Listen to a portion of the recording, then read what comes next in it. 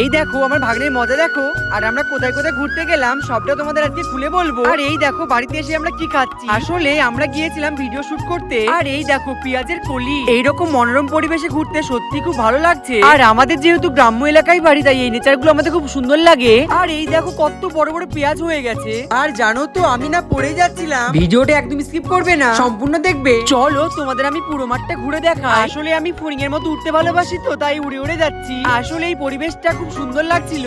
আর এই দেখো আমি পাঁচির টপকে উঠে আসলাম কলা গাছ দেখতে। আর এই দেখো কত বড় কলা হয়েছে। আরে বাপরে আমার তো ভয় লাগছে। এই দেখো কত বড় গর্ত। আর এই গর্ত দেখে আমার মাথায় কাজ করছে না, তাই তো আমি ওখান থেকে একলাভে পালিয়ে আসলাম এইদিকে। আর এখানে দেখো কি সুন্দর জব হয়েছে।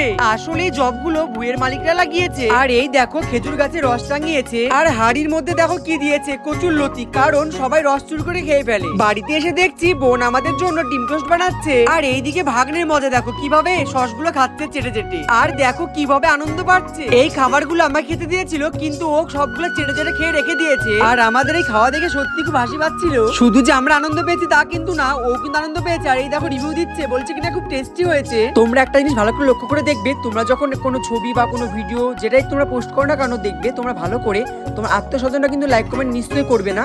তোমার নন ফলোয়ার্স যারা, তারা কিন্তু লাইক কমেন্ট করবে। আসলে তারা কখনোই চাইবে না যে তুমি ভালো জায়গায় পৌঁছো। তো টাটা, দেখা হচ্ছে নেক্সট কোনো ভিডিওতে।